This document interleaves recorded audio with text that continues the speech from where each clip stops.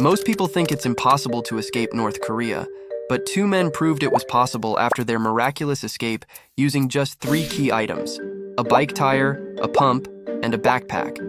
Choo-Yun Lee was a high-ranking North Korean government official who lived in the South Hwanghae province.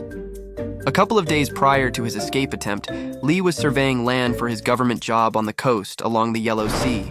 There are landmines and electric fences scattered all throughout the region, preventing North Koreans from trying to escape through the sea.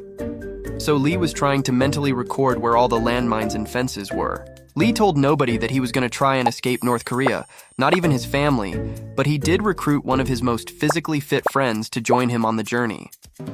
Lee and his friend drove to the edge of where North Koreans were legally able to access. With their bike tire, pump, and backpacks, they started crawling through the high grass towards the sea.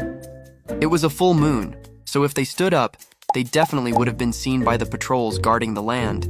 Lee and his friend agreed that if the friend would lead the way to test for landmines, Lee would be the first to test the electric fence.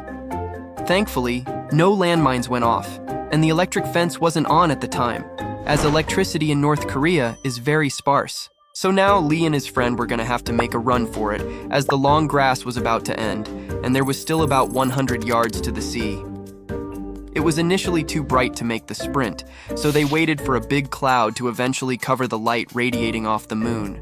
The cloud was finally in place, and they then decided to make a run for it into the sea. Once reaching the water, the goal was to inflate the bike tire with the pump to make floating in the sea much easier. But to their surprise, the pump wasn't working, so they ditched the pump and the tire and made their way out into the Yellow Sea. 2 hours into swimming, the men were getting exhausted. So in order to make themselves lighter, they ditched their backpacks full of food and even stripped off their clothes, leaving just their boxers on in order to be as light as possible.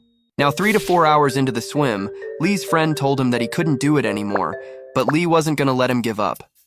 It gets even crazier from here, but there's a lot to the story, so tomorrow I'm posting a video on how they managed to survive, so make sure to follow.